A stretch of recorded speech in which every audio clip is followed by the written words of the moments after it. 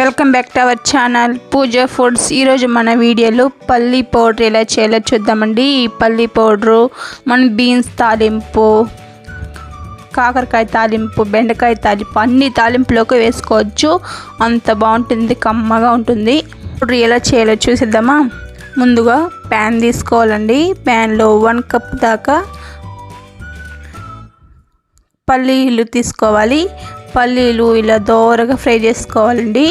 మనము చేత్తో క్రష్ చేసామంటే పొట్టు వేరేగా వచ్చేలాగా చేసుకోవాలి. అలాగే మిరపకాయలు ఒక 5-6 వేసుకోవాలి. మీ కారం తగినట్టు వేసుకోండి. చూసారా, ఇలా ఫ్రై చేసుకోవాలండి. ఇలా ఫ్రై చేసుకుంటేనే మిరపకాయలు కూడా బాగా ఫ్రై అయ్యి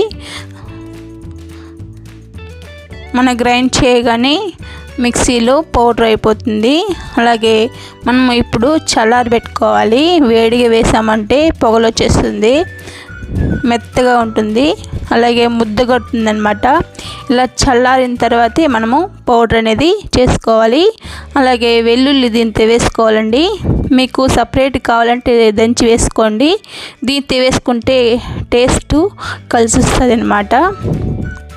పల్లి పౌడర్ అయితే రెడీ అయిపోయింది. మీరు ఒకసారి ట్రై చేయండి. మీ ఫ్యామిలీకి, ఫ్రెండ్కి షేర్ చేయండి. నా ఛానల్ని కొత్తగా చూస్తున్న వాళ్ళైతే సబ్స్క్రైబ్ చేసుకోండి. ఈ పౌడర్ ఒక్కసారి ట్రై చేయండి. ట్రై చేసి ఎలా వచ్చిందో తిని చూసి మళ్ళీ నా ఛానల్ని ఫాలో అవ్వండి. Thank you.